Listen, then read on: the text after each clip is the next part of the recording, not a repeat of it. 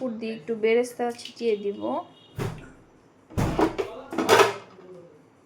হচ্ছে পোলাওটা রান্না করব, এর জন্য এখানে আম্মু একটা হাঁড়ি নিছে। এখন চালগুলো ধুয়ে নিব পরিষ্কার করে। সব কিছু কিন্তু রান্না শেষ, এখন চালগুলো ধুয়ে নিব। এর জন্য এখানে চাল নিয়ে নিতেছি 2 প্যাকেট, 2 কেজি, মানে আড়াই কেজির মতো।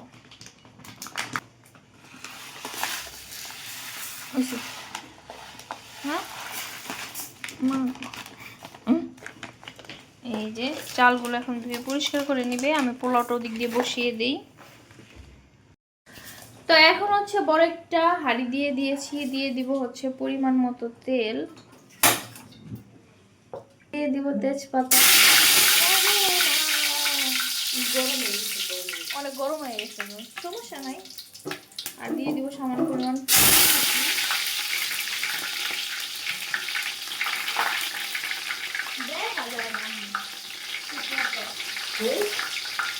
দেখা যায় না। তো পেঁয়াজটা একটু হালকা ভাজা ভাজা হোক, তারপর হচ্ছে পোলাওটা দিয়ে দিব, মানে পোলার চালটা। তো এইখানে হচ্ছে এই যে বাটা আছে, এই বাটাটা আমি কি কি দিছে এখানে? এখানে বাদাম বাটা, পেঁয়াজ বাটা, আদা বাটা, আদা আর হচ্ছে আদা তো দিয়ে দিলাম মিক্সচারটা। তো মিক্সচারটা একটু ভাজা ভাজা হোক তেলের সাথে। এখন হচ্ছে পোলাও চালটা দিয়ে দিবে আম্মু। দিয়ে দাও, জানি এমনি করে দিই, তুমি ধরো।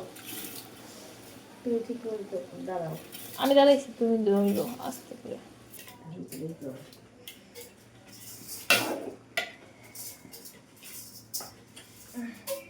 তো এখন হচ্ছে আমি চালটা ভেজে নেই সুন্দর করে।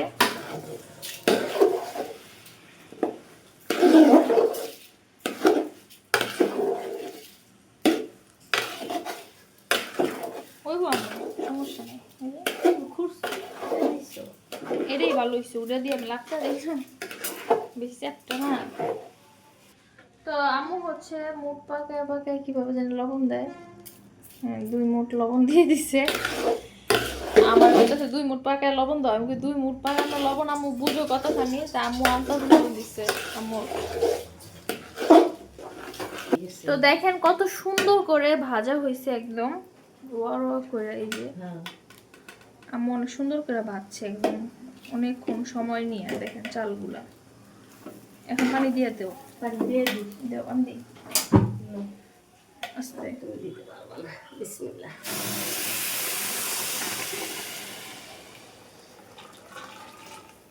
এটা হচ্ছে গরম পানি না আম্মু? হ্যাঁ,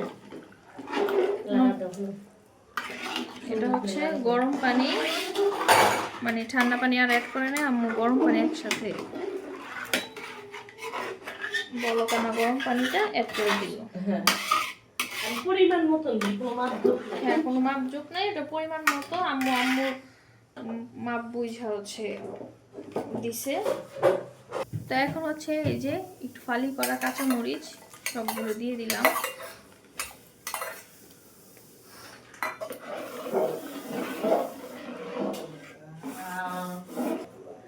তো এই যে আমি গাজর কুচি দিয়ে দিলাম এখানে। ঢাকনা দিয়ে ঢেকে দেই, হতে থাকুক। তো দেখেন পোলাওটা কিন্তু দমে বসানো দেওয়া হয়েছিল, হয়ে গেছে অলমোস্ট পোলাও। এই যে এখন হচ্ছে আমি উপর দিয়ে একটু বেরেস্তা ছিটিয়ে দিব।